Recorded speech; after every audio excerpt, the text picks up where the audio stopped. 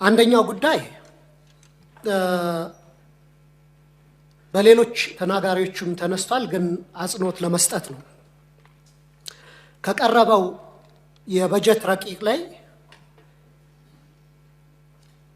የደሞዝ ማሻሻያን በተመለከተ የተገለጸ ጉዳይ የለም። ምናልባት 269 ቢሊዮን መጠባበቂያ ይላል። መጠባበቂያ ለደሞዝ ለአበል ተብሎ ተገልጿልና አጠቃላይ የመንግስት ሰራተኛው ደሞዝ ደግሞ ወደ 266 ቢሊዮን ስለሆነ ይሄ ከ269 መጠባበቂያው የደሞዝ ጭማሪን የሚመለከት ጉዳይ አለ ወይ የሚል ነው። ምክንያቱም ክቡር ሚኒስትር እንደሚያውቁት የማክሮ ኢኮኖሚ ማሻሻያው ጋር ተያይዞ በከፍተኛ ሁኔታ የመንግስት ተቀጣሪዎች ነዋሪዎች ኑሮን መቋቋም በማይችሉበት ሁኔታ ላይ ነው የሚገኙት። በግልጽ የዳቦ ጥያቄም እየቀረበ ነው። በሐኪሞች በመምህራን እየተነሳ ነው። ስለዚህ ይህ ጉዳይ መልስ ይፈልጋል። ሐኪሞች ወይም ሌሎች የመንግስት ሰራተኞች እያነሱት ያለው ጥያቄ የቅንጦት ጥያቄ አይደለም። ክቡር ሚኒስትር፣ በመሰረታዊነት የመንግስትን ስራ ለመስራት የቤት ኪራይ ከፍለው ልጆቻቸውን መግበው ልጆቻቸውን ትምህርት ቤት ልከው የሚኖሩበት ሚኒመም የሆነ ተመጣጣኝ የሆነ የደሞዝ ጥያቄ ነው። ስለዚህ መንግስት ይህን ጉዳይ ትኩረት ሰጥቶ በበጀት ረቂቁ ውስጥ ሳያካትት መምጣቱ አስገርሞኛል እና በዚህ ጉዳይ ማብራሪያ ቢሰጥ ነው። ሁለተኛው በዚህ ዓመት ይጣላሉ ተብሎ በቀጣይ ዓመት ይጣላሉ ተብሎ የታሰቡ አዳዲስ የታክስ አይነቶች አሉ። ባለፈው ዓመት አንዳንዶቻችን እየተቃወምናቸውም ቢሆን የተጣሉ የታክስ አይነቶች በቀጥታ ለኑሮ ውድነትና ለዋጋ ንረት እያጋለጡ እንደሆነ በግልጽ ተመላክቷል። ለምሳሌ በእንስሳት መኖ ላይ የተጣለው የተጨማሪ እሴት ታክስን ይህንን ስንቃወም ነበር እዚህ ምክር ቤት ላይ። እንዴት ወደ ዋጋ ንረት ትራንስሌት አረገ? ወደ ዋጋ ውድነት ትራንስሌት አረገ? ሰላም ጤና ይስጥልን ውድ የለዛ ቲቪ ቤተሰቦች በያላችሁበት የዓለም ዳርቻ ሰላማችሁ እንዲበዛ እየተመኘን ለቻናሉ አዲስ ከሆናችሁ ቻናሉን ሰብስክራይብ፣ ቪዲዮውን ላይክ እና ሼር በማድረግ ቤተሰብ እንድትሆኑ በአክብሮት እየጋበዝን አሁን በቀጥታ ወደ ዕለቱ መረጃዎች አመራን። ሰናይ ጊዜ ተመኘን። አብራችሁን ቆዩ። ከ110 ብር በላይ እንዲደርስ አድርጓል። በቀጣይም በነዳጅ ላይ ተጨማሪ እሴት ታክስና የኤክሳይዝ ታክስ እንደሚጣል እንዲሁም የነዳጅ ተሽከርካሪዎች ዝውውር ታክስም ኢንትሮዲዩስ እንደሚደረግ ተገልጿልና ይህ ጉዳይ በቀጥታ አሁንም የኑሮ ውድነቱ የሚያባብስ ነው። ክቡር ሚኒስትር፣ በጣም ግራ ያጋባኝና ለኔ በተወሰነ ደረጃ አስቂኝም ሆኖ ያየሁት ደግሞ ከነዳጅ የሚሰበሰበው ተጨማሪ እሴት ታክስና ኤክሳይዝ ታክስ በመደበኛ በጀት ውስጥ ተካቶ ለነዳጅ ድጎማ ይላል ማብራሪያው ላይ። ምን አይነት ጨዋታ ነው ይህ? ማለት በቀላል እኮ ታክሱን አለመሰብሰብ ይቻላል አይደል? ዋጋው እንዳይጨምር እና አመክንዮው ትንሽ ግልጽ አይደለም። ሌላ ጥያቄም ሲያነሱት ነበርና ይገባኛል። መንግስት በተቻለ መጠን ወጪዎቹን በገቢ ለመሸፈን ጥረት እያደረገ እንደሆነ እረዳለሁ። ግን ደግሞ ምንጥላቸው ታክሶች እና ከታክስም በተጨማሪ ታክስ ነክ ያልሆኑ ገቢዎች በርካታ መስሪያ ቤቶች ላይ ከፍተኛ የሆነ ጭማሪ የአገልግሎት ጭማሪ ተደርጓል። እነዚህ ተደራራቢ ታክሶችና የአገልግሎት ክፍያዎች ምን ያክል የማህበረሰባችን የመክፈል አቅም መሰረት ያደረጉ ነው የሚለው ነገር መጠናት አለበት ብዬ አስባለሁ። በዚህ ላይም ክቡር ሚኒስትሩ ማብራሪያ እንዲሰጡ ፈልጋለሁ። ሌላው ጉዳይ ዘንድሮም ልክ እንዳምናና ታቻምናው ሁሉ አዳዲስ የካፒታል ፕሮጀክቶች እንደሌሉና የመንግስት መሰረታዊ ትኩረት የተጀመሩ ፕሮጀክቶችን ማጠናቀቅ ላይ እንደሆነ ተገልጿል። ኦልሞስት 3ኛ ዓመታችን መሰለኛ አሁን ትኩረታችን የተጀመሩትን ነው የምንጨርስ እንጂ አዳዲስ ፕሮጀክቶች አንይዝም ይባላል። ልክ ነው፣ የተጀመሩ ፕሮጀክቶች ማለቅ አለባቸው። ነገር ግን መንግስት የተጀመሩ ፕሮጀክቶችን በማጠናቀቅ ስም አዳዲስ ፕሮጀክቶችን መተግበር የሚያቆመው እስከ መቼ ድረስ ነው? አዲስ መንገድ፣ አዲስ የፍጥነት መንገድ፣ አዲስ ሆስፒታል፣ አዲስ ግድብ፣ አዲስ ዩኒቨርሲቲ፣ አዲስ ባቡር፣ አዲስ ኮንዶሚኒየም ቤቶች፣ መኖሪያ የጋራ መኖሪያ ቤቶች መስራት ምን ጀምረው መቼ ነው? ለነዚህ በቂ በጀት ምን ጀምረውስ መቼ ነው? አንደኛው እሱ ነው። ሁለተኛ ለተጀመሩ ፕሮጀክቶችም ለማስጨረሻ ተብሎ የሚመደበው በጀት በቂ አይደለም። ክቡር ሚኒስትር ከጥቂት ወራት በፊት የቆላና መስኖ ሚኒስትር ሪፖርት እያቀረቡ ነበር ለፓርላማ። በሪፖርታቸው የገለጹት ምንድነው? ለምሳሌ በዚህ ዓመት ቆላና መስኖ ሚኒስትር ያሉ ፕሮጀክቶችን ለመጨረስ 40 ቢሊዮን ብር ያስፈልገኝ ነበር፣ የተመደበልኝ ግን 8 ቢሊዮን ነው ብሎ ነው የገለጸው።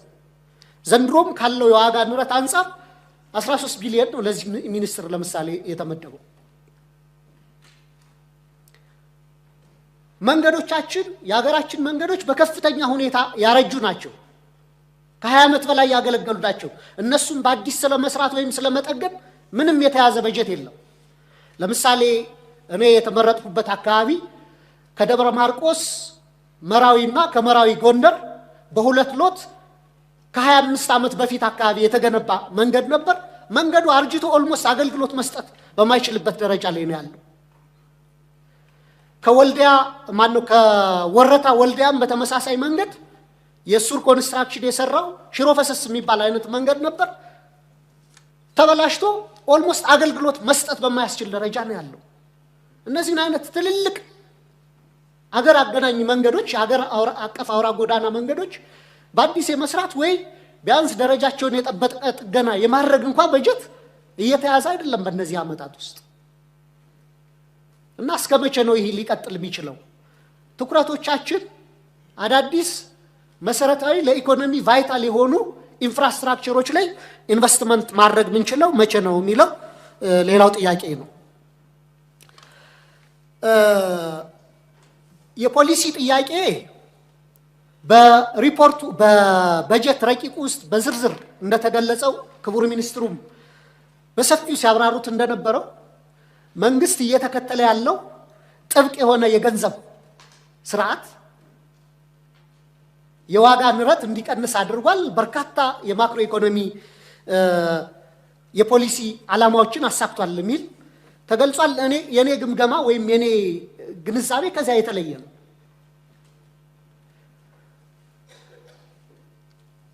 መንግስት የመኒ ሳፕላይ ሊሚት ማድረጉ ገበያ ውስጥ በከፍተኛ ሁኔታ የጥሬ ገንዘብ እጥረት እንዲከሰት፣ የመኒ ሳፕላይ እጥረት እንዲከሰት አድርጓል።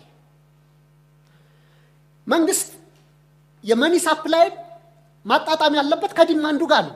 ኢኩሊብረም የሆነ ዲማንድና ሳፕላይ ሲኖር ነው ምክንያታዊ ሊባል የሚችለው።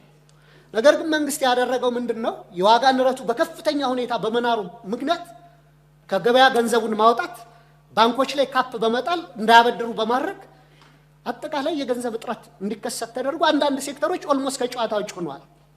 ሪል ስቴት ሴክተሩን ማንሳት እንችላለን። የቤቶች ግንባታ፣ የቤቶች ሽያጭ ተመቷል ኦልሞስት። ይህ ሴክተር ደግሞ ከፍተኛ ኢኮኖሚ አንቀሳቃሽ የነበረ ሴክተር ነው። ስለዚህ ፎር the mere sake of ኢንፍሌሽንን ለመቀነስና ኮንትሮል ለማድረግ ብቻ በከፍተኛ ሁኔታ የመኒ ሳፕላይን በመገደብ የገንዘብ እጥረት እንዲከሰት በማድረግ ብቻ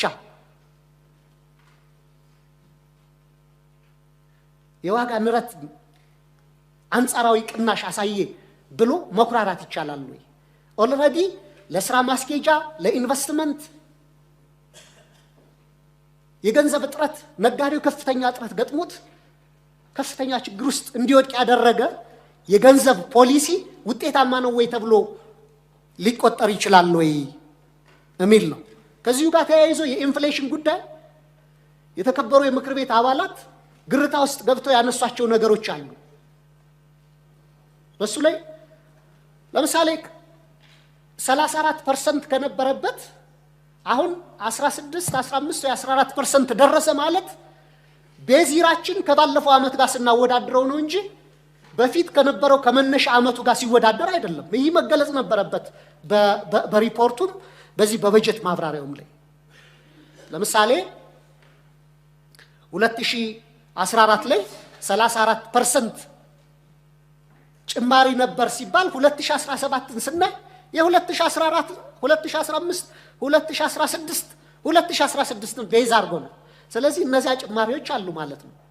አክቹአሊ ከመነሻ ዓመቱ ጋር ቤዚራችን 2010ን ብናረገው በብዙ መቶ እጥፍ ነው የዋጋ ንረቱ የጨመረው ማለት ነውና እነዚህ አይነት ነገሮች ለምክር ቤቱ ግርታ እስኪፈጥሩ ድረስ ተሸፋፍነው መቅረብ የለባቸውም፣ በይፋ መገለጽ አለባቸው ነው። ሌላው ከነዳጅ እና ማዳበሪያ ድጎማ ጋር ተነስቶ ማብራሪያ ቀርቧል። ጥያቄ ምንድነው? ይህን ያክል ገንዘብ በብዙ መቶ ቢሊዮን ብር ለነዳጅና ለማዳበሪያ ድጎማ እያደረግነው የነዳጅና የማዳበሪያ ዋጋ ግን በየዓመቱ እጥፍ ጭማሪዎችን ከማድረግ ሊታደገው አልቻለም። ይሄ ድጎማቸው በዓለም አቀፍ ገበያ ላይ ካየነው የነዳጅም ሆነ የማዳበሪያ ዋጋ ባለፉት 10 ዓመታት የተለየ ዋጋ ጭማሪ የለውም። በእርግጥ አንዳንድ ሰፕላይ ቼን ዲስራፕሽኖች ነበሩ። ያ በሌለበት ሁኔታ መንግስት የውጭ ምንዛሬን በነፃ ገበያ እንዲተገበር ከማድረጉ ጋር ተያይዞ የመጣው ጫና በስጋትም ስናነሳ የነበረው ጫና አሁንም መቋቋም ማንችለው የዋጋ ውድነት የሸቀጦች ዋጋ ውድነት እያደረሰ ነውና እንዴት ነው መቆጣጠር ምንችለው? ቢያንስ እስካሁን የተከሰተው ተከሰተ፣ እስካሁን የተፈጠረው ጉዳት ተፈጠረ። ከዚህ በኋላ ያለውንስ በየዓመቱ በጥፍ ሁኔታ የማዳበሪያን የነዳጅንና ሌሎች መሰረታዊ ሸቀጦች እድገትን መቆጣጠር ምንችለው እንዴት ነው የሚለውን ማንሳት ፈልጋለሁ። በመጨረሻ አሁንም ቢሆን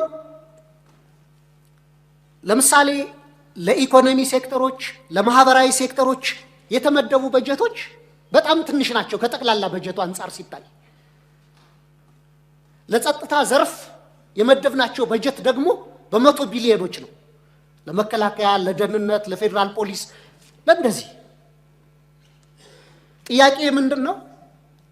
ካለፉት ጊዜያቶች ጋር ስናወዳደር ብዙ ሰው ይህ እንደማይመቸው ይገባኛል። የኔ ፓርቲ ውስጥ ያሉ ሰዎች ጨምሮ ካለፉት መንግስት ጋር ከኢህአዴግ ጋር ሳወዳደር እሪ ያሉ የሚጮሁ ሰዎች እንዳሉ አውቃለሁ። ግን ደግሞ ኢህአዴግ ከደርግ ጋር ራሱን ሲያወዳድር እንደነበር ሁሉ ብልጽግናም ከኢህአዴግ ጋር ውጭ ከሌላ ጋር የምናወዳድርበት ቤዝ ስለሌለ ነው። ስለዚህ በኢህአዴግ ልማታዊ ይባለው የነበረ መንገድ፣ መብራት፣ እነዚህ ነገሮች ይሰራ የነበረ በጀቱም ለነዛ ከፍተኛ የነበረው አሁን ኦልሞስት ተገልብጦ ለጸጥታና ለደህንነት ሴክተሮች ላይ ነው ከፍተኛ በጀት እየመደብነው ያለውና ሴኩሪታይዝድ የሆነ ስቴት አልሆነም ወይ? ይሄ ያን አያሳይም ወይ? ከልማት ወደ ሴኩሪታይዝድ የሆነ መንግስት አልተቀየረም ወይ ብልጽግና የሚለውን ሁለቱን በንጽጽር ማብራሪያ ቢሰጠኝ ለማለት ነው። በጣም አመሰግናለሁ።